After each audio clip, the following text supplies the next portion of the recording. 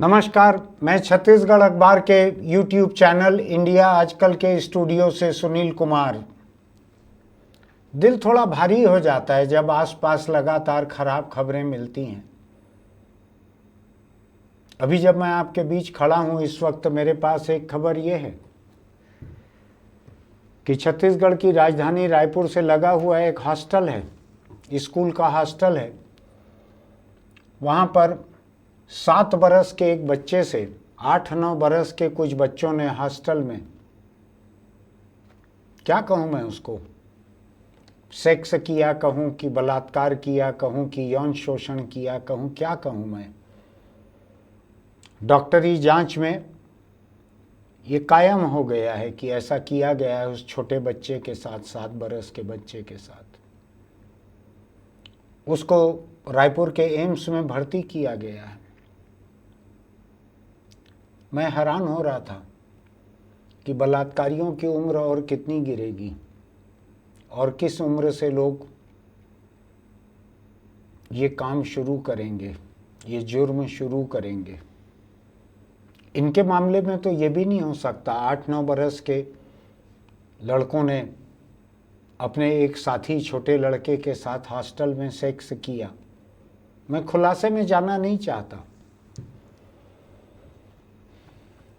और कितने कम उम्र तक आएगा सेक्स का जुर्म, और कितने कम उम्र तक आएगा। अभी तो 18 साल से कम अगर हैं कोई बलात्कारी तो उसके लिए भी एक अलग कानून है, उसमें रियायत है, उसके लिए जेल नहीं है, उसके लिए सुधार गृह है। वहाँ कोई प्रशिक्षण दे के उसको काम से लगाते हैं, छूट जाते हैं जल्दी वहाँ से, सुधार गृह से भी।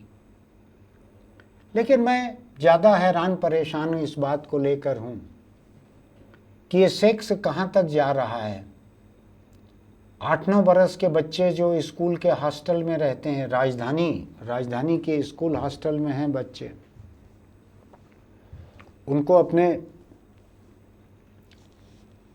छोटे छात्र साथी के साथ जबरिया सेक्स सूझ रहा है। स्कूल ने शायद दबाने छुपाने की कोशिश भी की। बच्चे ने अपनी माँ को बताया, माँ उसको एम्स ले गई। डॉक्टरी जांच से ये साबित हुआ है, शायद, अभी तक पुलिस ने औपचारिक रिपोर्ट जारी नहीं की है। ये घटना मेरा आज का मुद्दा भी नहीं है। मैं आज के मुद्दे की शुरुआत करने के लिए इस घटना पे आया हूँ। मैं रोज हो रहा है, रोज कई जगहों पर हो रहा है। ये तो बच्चे हैं, आपस में इन्होंने जो किया है, कहाँ से इनके दिमाग में आया है। एक बड़े सामाजिक अध्ययन की ज़रूरत है इसके लिए। मनोवैज्ञानिक, मनोचिकित्सक, इनसे अध्ययन करवाने की ज़रूरत है कि इतने छोटे बच्चे सेक्स क्राइम में, यौन अपराधों में कैसे शामिल हो रहे हैं, कैसे इनके दिमाग में ये आ रहा है, कैसे इनका बदन तैयार हो रहा है। 10 बरस से नीचे के बच्चे जो हैं, उनके तो बदन से भी हम ऐसी उम्मीद नहीं करते कि वो इतने परिपक्व होंगे कि वो कोई सेक्स क्राइम कर सकें। कुल मिलाकर नौबत भयानक है। शायद ये बच्चे कहीं से सुनते होंगे, टीवी की खबरों में, अखबारों में पढ़ते होंगे, आसपास के लोगों से सुनते होंगे बलात्कार, किसी के मोबाइल पे देखते होंगे, पोर्नो देखते होंगे कैसे होता है, वहाँ से शायद उनके दिमाग में आता होगा। स्कूल में यौन शिक्षा तो हो नहीं सकती क्योंकि झंडे डंडे निकल जाएंगे विरोध करने के लिए कि ये पश्चिमी प्रभाव है। देह पूर्वी है, प्रभाव पश्चिमी कैसे डाला जाए उसके ऊपर। तो पश्चिमी प्रभाव ना रहे तो फिर यहाँ तो कोई सेक्स क्राइम होना भी नहीं चाहिए था। इतने छोटे बच्चों के ऊपर क्या पश्चिमी प्रभाव पड़ा होगा, इस पे भी बात होनी चाहिए। मैं थोड़ा एक और बात को लेकर हैरान हूँ कि जितने तरह के सेक्स क्राइम हिंदुस्तान में हो रहे हैं, मेरे आसपास हो रहे हैं, इसका क्या इलाज निकाला जाए, कैसे इसको रोका जाए। घरों के भीतर जो होता है, पुलिस उसमें क्या कर सकती है। बहुत सारे ऐसे अपराध हैं जो प्रिवेंटेबल क्राइम नहीं रहते हैं, जिनको रोकना मुमकिन नहीं रहता है। मैं पुलिस को हर बात के लिए कोसना नहीं चाहता हूँ, क्योंकि अगर यहाँ की आबादी की जो आधी आबादी है जो मर्दों की, अगर उन सब मर्दों के ऊपर एक एक पुलिस तैनात कर दी जाए तो मुझको ऐसा लगता है कि तमाम महिलाओं को पुलिस बनाना पड़ेगा। एक एक मर्द के ऊपर एक एक महिला पुलिस तैनात रहे, तभी जाके नज़र रखी जा सकती है। 60-70 बरस के बूढ़े भी छोटी बच्चियों से रेप कर रहे हैं, कुछ कर रहे हैं।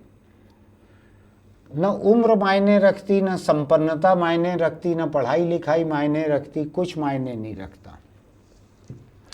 देह और देह की ज़रूरत और देह की हवस इन तमाम चीज़ों से ऊपर रहती है। लेकिन ये भी मेरी आज की बात का मुद्दा नहीं है।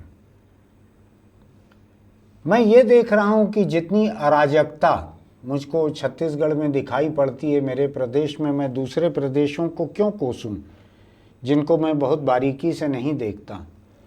मुझको यहाँ जितनी अराजकता दिखाई पड़ रही है, कई किस्म की अराजकता यहाँ की जनता कर रही है, कई किस्म की अराजकता यहाँ की पुलिस भी कर रही है।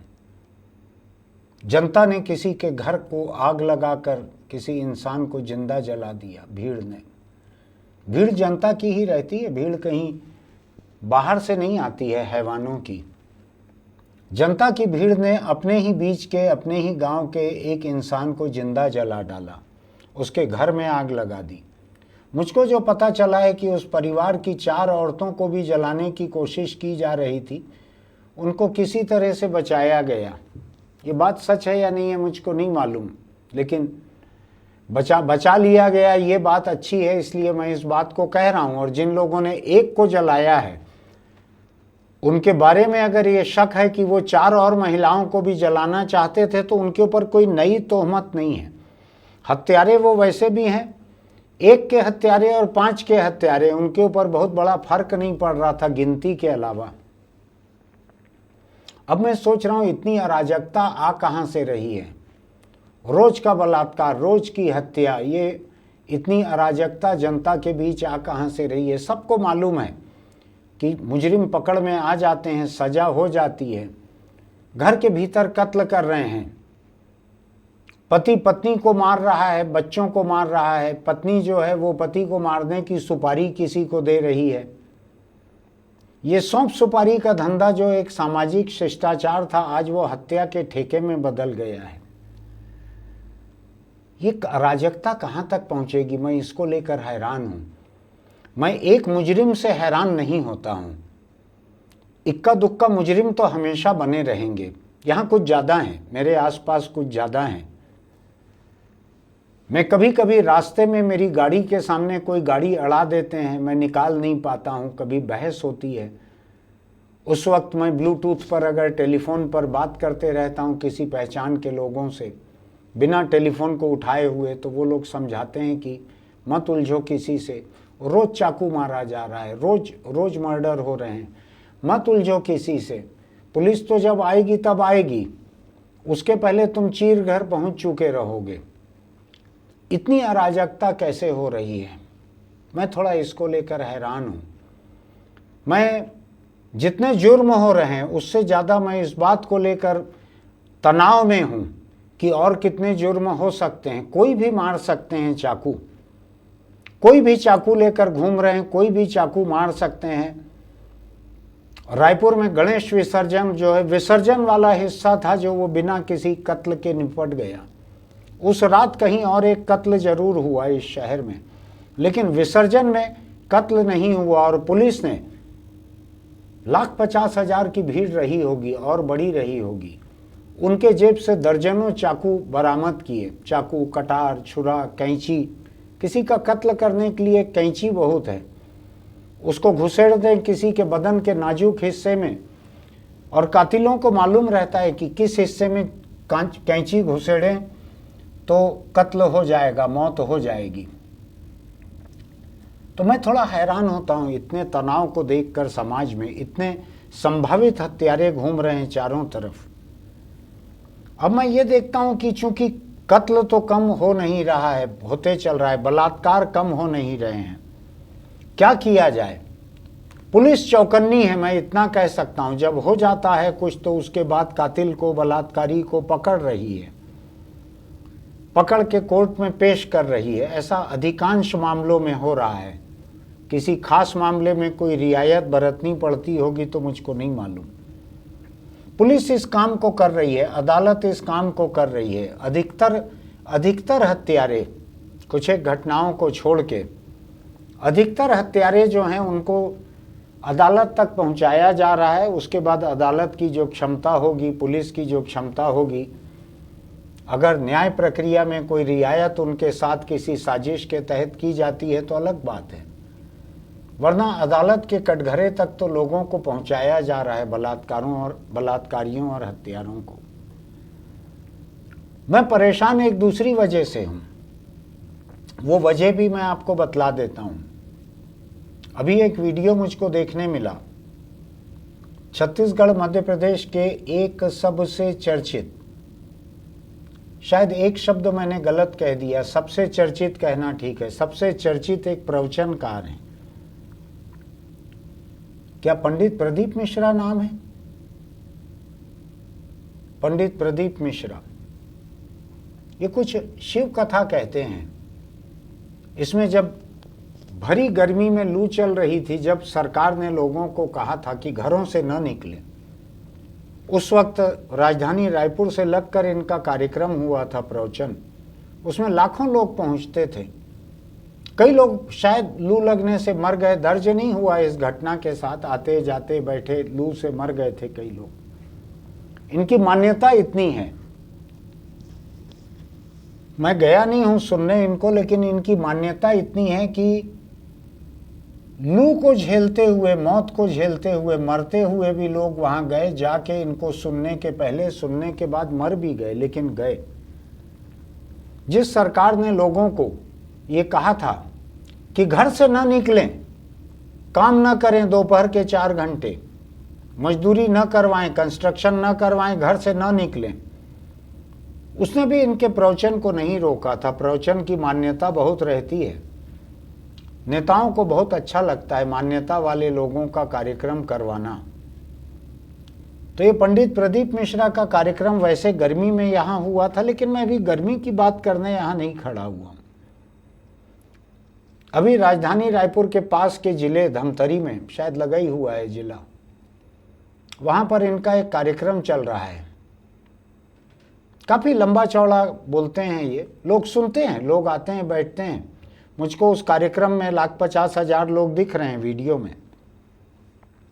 वहां पे उन्होंने अभी कहा, जो कहा उसको पहले सुन लें क्या?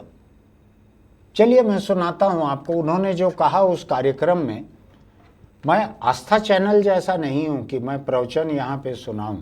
उन्होंने जो कहा है उसको मैं छत्तीसगढ़ के आज के संदर्भ से देख रहा हूं, यहां होने वाले बलात्कार देख रहा हूं, यहाँ की अराजकता को देख रहा हूं। मैं उस संदर्भ में पंडित प्रदीप मिश्रा की कही इस बात को आपको सुनाकर उस पर चर्चा करना चाहता हूं।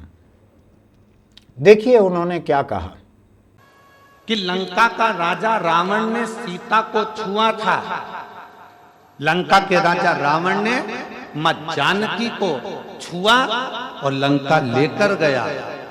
तो आज तक दशहरे पर, विजयदशमी पर पूरे भारत की भूमि पर रावण का पुतला जलाया जाता है।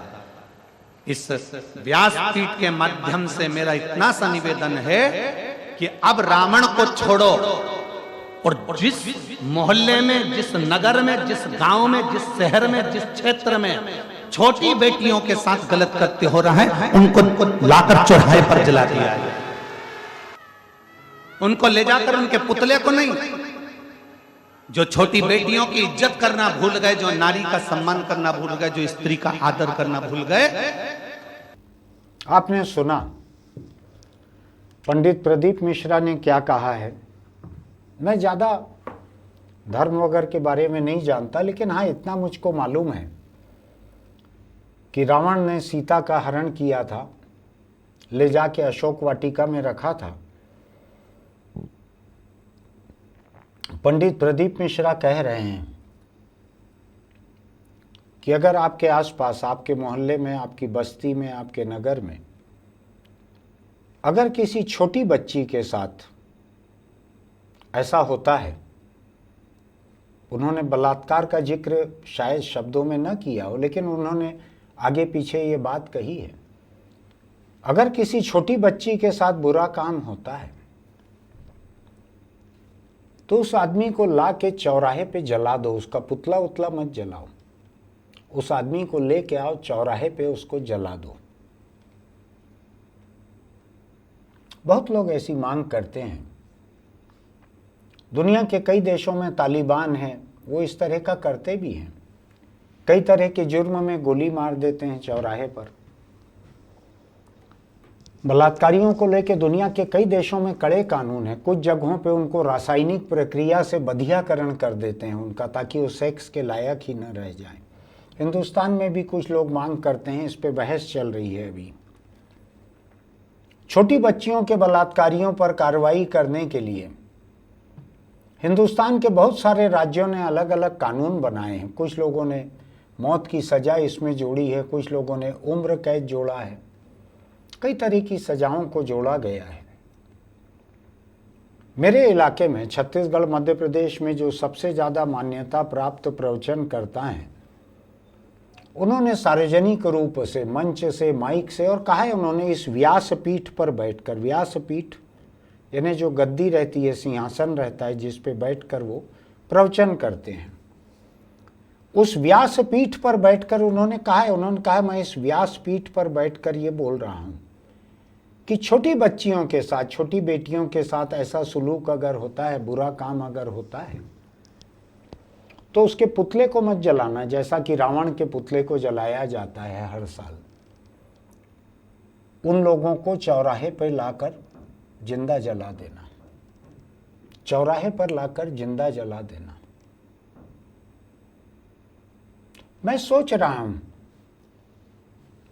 कि वो धर्म की बात करते हैं, उन्होंने इसके पहले महाभारत की बात की, रामायण की बात की, धार्मिक व्यक्ति हैं, प्रवचन करते हैं, कई तरह की बातें कही उन्होंने।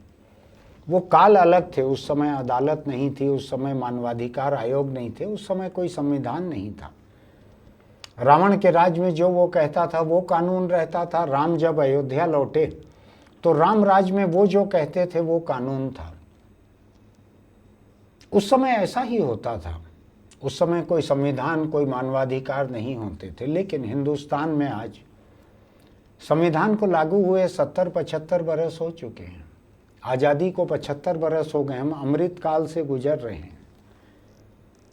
अब मैं सोच रहा हूं कि एक प्रवचनकर्ता की वाणी का अमृत अगर लोगों को ये कह रहा है कि अगर छोटी बच्चियों के साथ कोई ऐसा बुरा काम करे तो उसके पुतले को नहीं, उसको खुद को चौराहे पर लाकर उसको जिंदा जला डालो। और लाखों लोग सुन रहे हैं। हम आपको कुछ वीडियो दिखाएंगे। जब मैं बोल रहा हूं, मेरा चेहरा भी जरूरी नहीं है, यहाँ पर हम आपको वीडियो दिखाएंगे कि कितने लोग वहाँ पर मौजूद थे। अनगिनत लोग मौजूद थे। अगर हम वीडियो से सिर गिनना चालू करें तो हम नहीं गिन सकते, इतनी बड़ी भीड़ थी। क्या इस भीड़ के बीच में ये कहना जायज़ है कि अगर कोई ऐसा बुरा काम करे तो उसको जिंदा जला डालो? अभी हम सतयुग में, द्वापर में, महाभारत काल में नहीं जी रहे हैं। देश में कानून लागू है। इसी कानून की इजाज़त लेकर ऐसे प्रवचनकर्ताओं के कार्यक्रम होते हैं। प्रशासन से अनुमति लेनी पड़ती है। ये मैदान रहेगा, इतने लोग रहेंगे, यहाँ पार्किंग रहेगी, पुलिस इंतजाम करती है, ये रास्ता बंद रहेगा, ये खुलेगा। जो कुछ होता है सरकार की इजाज़त से होता है, किसी दैवीय या ईश्वरीय इजाज़त से नहीं होता है। ये कानून है देश में। देश के इस कानून के बीच में रहते हुए इनको जो हिफाजत हासिल है वो कानून की हिफाजत हासिल है। इनका ईश्वर ना करे कल के दिन इनके घर चोरी हो जाए। मैं नहीं चाहता ऐसा हो, लेकिन अगर हो जाए तो ये कहां जाएंगे? ये चोर अगर पकड़ में आ जाएगा इनके तो उसको चौराहे पे आग लगा देंगे क्या? ये जाएंगे पुलिस में, पुलिस है, अदालत है, ये वहीं जाएंगे। लेकिन बच्चियों के बलात्कारी के बारे में ये कह रहे हैं कि इनको चौराहे पे जला डालो, चौराहे पे आग लगा दो। मुझको लग रहा है जिस व्यक्ति के लाखों भक्तजन हैं, आप किस तरह की अराजकता सिखा रहे हैं लोगों को। मैं पल भर के लिए मान भी लूं कि ये इनकी केवल भावना है, लेकिन जितने फतवे जारी होते हैं किसी भी धर्म के, वो सारे भावना से ही शुरू होते हैं और खून खराबे पे खत्म होते हैं।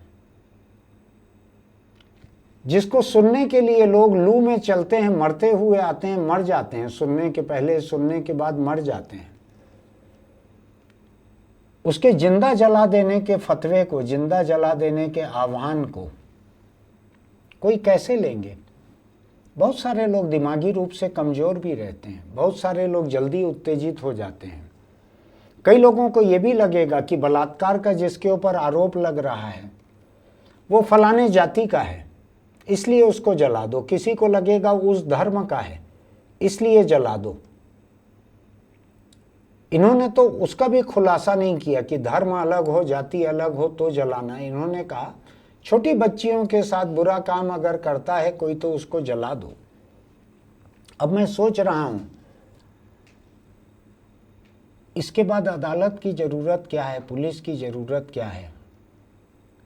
और ये हनुमान को नहीं बोल रहे हैं, आप ध्यान रखिएगा। ये हनुमान को नहीं बोल रहे हैं कि तुम जाओ और लंका में, रावण की लंका को जलाने के लिए अपनी दुम में आग लगाकर पूरी लंका को जलाकर राख कर दो। हनुमान को नहीं बोल रहे हैं, ये आज का बोल रहे हैं, आज का चौराहा, गांव, बस्ती, नगर, आज का बोल रहे हैं। मुझको लगता है अराजकता कुछ कम है क्या हमारे यहाँ? सुख चैन कुछ ज्यादा है क्या, जिसमें आप लोगों को ये कह रहे हो कि लोगों को जिंदा जला डालो? जो भी जुर्म उन्होंने किया है, क्या हमारे यहाँ कानून कम है? बहुत है कानून, बहुत सारे लोगों को फांसी की सजा होती है, फांसी भी होती है, उम्र कैद अनगिनत लोगों को है, जेल भरी हुई है, लबालब है जेल। जैसे लस्सी के ऊपर झाग रहता है, ऐसे जेलों में कैदी जो हैं ऊपर तक उफन रहे हैं।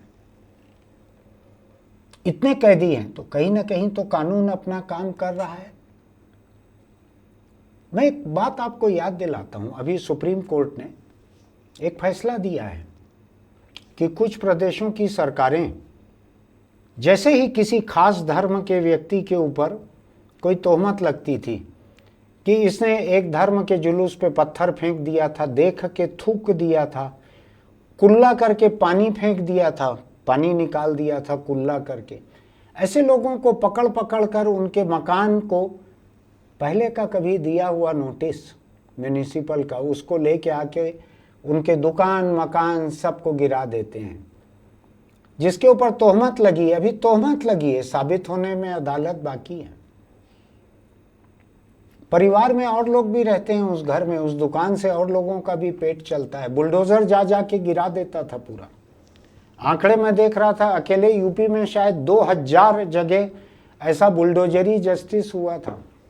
सुप्रीम कोर्ट ने अभी रोक लगा दी है उसके ऊपर, कल कहा है कोई ऐसा नहीं गिराया जाएगा, और गाइडलाइन तय की है कि कोई भी मकान को गिराने के पहले, चाहे वो किसी भी तरह के जुर्म के आरोपी का मकान क्यों ना हो, चाहे उसके परिवार का किसी का क्यों ना हो, पूरी जिंदगी से कमाई से लोगों ने घर बनाया था, परिवार के किसी एक को पकड़ लिया गया किसी चीज में, आपको ध्यान होगा हमने इस बारे में लिखा भी था, कहा भी था कि ये ठीक नहीं है, ये जस्टिस नहीं है, ये बुलडोजर जस्टिस नहीं है। ये तो फायर जस्टिस है। ये तो चौराहे पे जला देने का बोल रहे हैं, जला दो पूरा चौराहे पर। इन्होंने ये नहीं कहा है कि ये मेरी भावना है, इस पे अमल मत करना। इन्होंने गंभीरता से कहा है, इन्होंने पूरी गंभीरता से जिक्र किया है मैं इस व्यासपीठ पर बैठकर बोल रहा हूं। उन्होंने प्रवचन का हिस्सा बताया है इसको कि प्रवचन का हिस्सा है, मैं लफाजी नहीं कर रहा हूं। गंभीर दिख रहे हैं वो। लोगों के बीच बड़ा रिएक्शन भी था, शायद आपको सुनाई पड़ा होगा, लोगों में तालियां बज रही है या कुछ हो रहा है। जहां पर 1,50,000 लोग मौजूद हैं, उनको ये कहना कि अगर ऐसा कोई आपके यहाँ पकड़ाने के बाद अगर पुलिस पकड़ लेगी, जेल चले जाएगा, तब तो चौराहे पे ला के जलाने की छूट नहीं है, जैसा कि ईश निंदा के मामलों में पाकिस्तान में होता है। थाने में घुस के छुड़ा लेना, बाहर लाकर मार डालना, पीट पीट कर जला डालना, टुकड़े टुकड़े कर देना, ये पाकिस्तान में होता है, हिंदुस्तान में नहीं होता।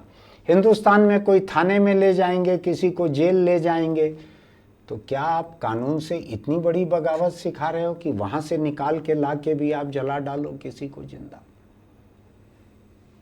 और या जनता तय कर ले, मोहल्ले की जनता तय कर ले कि इसी ने किया है बलात्कार बच्ची के साथ, और इसको यहाँ चौराहे पे जिंदा जला दें, तो फिर कानून की क्या जरूरत है? देश के कई राज्यों में जो कड़ा कानून बना है गैंग रेप के खिलाफ, नाबालिग से बलात्कार के खिलाफ, बच्चों से बलात्कार के खिलाफ, उसकी ज़रूरत क्या है? मोहल्ले के ऊपर छोड़ दीजिए, वो मोहल्ला तय करेगा उस बच्ची के साथ किसने बलात्कार किया है, उसको जिंदा जला देगा चौराहे में। पुलिस काम से लदी हुई है, अदालत मुकदमों से लदे हुए हैं, जेल कैदियों से लदी हुई है, इनके ऊपर बोझ बढ़ने से बच जाएगा। आप समझिए इस बात को। इनका नाम क्या है? पंडित प्रदीप मिश्रा नाम है शायद। इनकी बताई हुई, ये नहीं है, ये अमित शाह ने जो भारतीय दंड संहिता या कुछ जो नया कानून पेश किया है, ये उसके बाद का, ये ताज़ा है, अब भी शायद 2 दिन पहले का ही है। ये नया है एकदम। ये समझ लीजिए ये सितंबर के तीसरे हफ्ते का कानून है। ये पार्लियामेंट में भी पेश नहीं हो पाया है।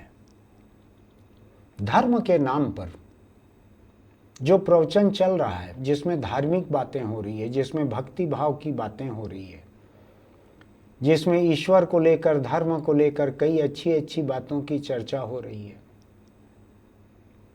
वहाँ आप लोगों के सामने ये फतवा दे रहे हैं कि अगर आपके आसपास किसी बच्ची से, छोटी बेटी से अगर ऐसा कोई काम करे तो उसको चौराहे पर जिंदा जला डालो। मैं इसको भावना नहीं मानता हूँ। जब इतनी बड़ी भीड़ के सामने आप कुछ कहते हैं तो ये भावना नहीं है, आप उस भीड़ को एक राह दिखा रहे हैं। आपको ध्यान है ना, धर्म के नाम पे तो बड़े बड़े जुर्म इस देश में हुए हैं। मुस्लिमों का देश अलग बना दिया गया तो गोडसे ने गांधी को मार डाला, याद है ना आपको? हिंदुस्तान के इतिहास का सबसे बड़ा मर्डर था वो। बाबर ने राम जन्मभूमि के ऊपर मस्जिद बना दी थी तो लोगों ने उस मस्जिद को गिरा दिया। देश में सांप्रदायिक दंगों का बड़ा इतिहास है, बड़ा संपन्न है। उसमें कई धर्मों के लोग दूसरे धर्म के लोगों को धर्म के आधार पर मार डालते हैं। पूरा भरा हुआ है। मैं हिंसा ज्यादा गिनाना नहीं चाहता हूं, आपको याद होगा हिंदुस्तान में धार्मिक हिंसा भरी हुई है। इसलिए ये मानकर मत चलिएगा कि मजहब नहीं सिखाता आपस में बैर रखना, धोखे में मत रहिएगा। बहुत सारे धर्म हैं, बहुत सारे धर्म के प्रवचन करता हैं। अभी मेरी बात के खिलाफ कई लोग खड़े हो जाएंगे कि धर्म के किताब में नहीं है। अरे धर्म किताब में नहीं है, किताब चली आ रही है गोस्वामी तुलसीदास के समय से, या कुरान चले आ रही है और कुछ 1000, 2000, 3000 साल पहले से बाइबिल उस समय से चले आ रही है। ये सब पुरानी चीज़ें हैं। धर्म वो है जो आज इन पे अमल करने वाले लोगों ने उसको जो बना रखा है, वो धर्म है। धर्म वो नहीं है जो किताबों में दफन है। धर्म वो है कि जो उसको मानने वाले लोग आज कर रहे हैं। तो मानने वाले लोग आज क्या कर रहे हैं? अगर धर्म का इतना ही असर होता तो जम्मू के कठुआ में जो बलात्कार हुआ था 8 बरस की खानाबदोश मुस्लिम गरीब बच्ची के साथ, उस मंदिर के पुजारी की अगुवाई में हुआ था। उसने फोन कर करके लोगों को बुलाया था कि आ जाओ बलात्कार करने के लिए। इतने लोगों ने इतनी बार बलात्कार किया कि 8 साल की बच्ची मर गई। बलात्कारी 7 में से 6 लोगों को सजा हुई। 2-3 के नाम में राम भी था कहीं पे। कोई धर्म नहीं रोकता जुर्म करने से, कोई भी धर्म नहीं रोकता। मैं किसी एक धर्म के खिलाफ नहीं हूं, मैं तमाम धर्मों की बात जानता हूं। कोई धर्म जुर्म करने से नहीं रोकता, उनकी नसीहतें किताबों में है, उन धर्मों पे अमल इस तरह का है। तो ऐसे धर्म की भीड़ में जब एक आदमी 21वीं सदी के 24वें साल के 9वें महीने की 23वीं तारीख को ये कह रहा है, 22वीं तारीख को ये कह रहा है कि बच्ची से बलात्कार कोई करे तो उसको चौराहे पे जिंदा जला दो। बोलने के बाद उन्होंने कोई इसको वापस नहीं लिया है, शब्दों को मैं तोड़ मरोड़ के नहीं बोल रहा हूं। क्या होगा कानून देश का? मैं हमारे प्रदेश को देखकर मैं कुछ ज़्यादा विचलित हूँ। पूरी अराजकता चल रही है यहाँ पर, पूरी अराजकता न केवल जनता में चल रही है, पुलिस में भी चल रही है। पुलिस ने जिस अंदाज में गृह मंत्री के अपने जिले कवर्धा में जिस अंदाज में पुलिस ने मारा है, उस लाश के बदन को आप देख नहीं सकते, इतना मारा है, इतना मारा है कि मर गया है। और मैं आपको दिलचस्प बात बताता हूँ, वहाँ पुलिस के बड़े बड़े अफसरों ने मीडिया को ये बयान दिया था जब ये घटना सामने आई, तो मरने वाले के बदन पर चोट के कोई निशान नहीं थे, ये कहा था। गृह मंत्री ने बाद में कहा था कि चोट के निशान पाए गए थे जब हमने जांच की, तो पुलिस ने मना कर दिया था, बड़े बड़े अफसरों ने। जहां की पुलिस में इतनी अराजकता है कि वो लाठियों से मार मार कर किसी को मार डाले, कानून की जरूरत नहीं है। थाना रह नहीं गया, कोर्ट रह नहीं गया, जेल रह नहीं गई, वहीं पे पुलिस इंसाफ कर रही है, लाठी से इंसाफ कर रही है पुलिस। एसपी खड़े रह के एक निहत्थी नाबालिग लड़की को 4 या 5 महिलाओं की लाठियों से कुटवा रहा है, पिटवा रहा है, नहीं रह गया। वो कोई दंगा नहीं हो रहा था, ठंडे दिल से खड़े होके कूटा जा रहा था, कोई हड़बड़ी नहीं थी, कोई भीड़ नहीं थी, अकेली नाबालिग लड़की थी। एसपी दर्जे का आदमी खड़े रह के उसको कुटवा रहा था, शायद वीडियो भी खुद ही बनवा रहा था वो। इसको अराजकता कहते हैं, कानून का राज खत्म हो गया कहते हैं। कम से कम उतनी देर उन लोगों के बीच में हटा दिया गया है, उनको देखते हैं कानून क्या काम करेगा। मैं इसी बात पे खत्म कर रहा हूं आज की बात। एक धार्मिक प्रवचन के बीच में एक प्रवचनकर्ता जिसकी बड़ी मान्यता है, बड़ी शोहरत है, जिसके नाम पर लाखों की भीड़ जुटती है, वो अगर बोलकर जा रहा है कि बच्ची से बलात्कारी को चौराहे पर जिंदा जला डालो, तो मैं इसको किसी तरह का प्रतीकात्मक बात नहीं मान रहा हूं। मैं ये ठोस बात है, ये ठोस आह्वान है, ये ठोस प्रेरणा है लोगों के लिए। प्रदेश की पुलिस जाने कि वो इसको किस नज़र से देखती है, यहाँ की अदालतें जाने वो इसको किस नज़र से देखती है। मैं केवल एक संदर्भ को देश के लोकतंत्र और संविधान के सामने खड़ा कर रहा हूं कि ये कहा है इस आदमी ने और ये देश का संविधान है। इस प्रदेश की पुलिस जाने कि इस आदमी का कहा हुआ जुर्म है कि नहीं है। मैं नहीं जानता, मैं कानून की बहुत सतही जानकारी रखता हूं। यहाँ की अदालतें जाने कि वो बुला के इसको पूछेंगे कि नहीं तुम जिंदा जलाओगे तो हम लोग क्या करेंगे। हाईकोर्ट के जज को ये डर भी नहीं लगता, अगर लोग चौराहे पे जिंदा जलाने लगेंगे, तमाम मामलों के ऐसे ही फैसले होने लगेंगे चौराहों पे, तो जजों को समय के पहले रिटायर कर दिया जाएगा। अब काम नहीं बचा है जज साहब, घर जाके आप आराम करो। सोचना चाहिए, सरकार को सोचना चाहिए, अदालत को सोचना चाहिए। आप चौराहे पर जिंदा जलाने का जो आह्वान कर रहे हो और बतला रहे हो मैं व्यास पीठ पर बैठकर ये बोल रहा हूं, मैं नहीं जानता ये लोकतंत्र कैसे बर्दाश्त करता है इन बातों को। मैं विचलित हूं। मुझको जितने अराजक एक मकान को जलाकर उसके भीतर एक इंसान को जलाने वाली भीड़ जितनी अराजक मुझको दिखती है, उतना ही अराजक मुझको ये आदमी दिख रहा है जिसका नाम पंडित प्रदीप मिश्रा है।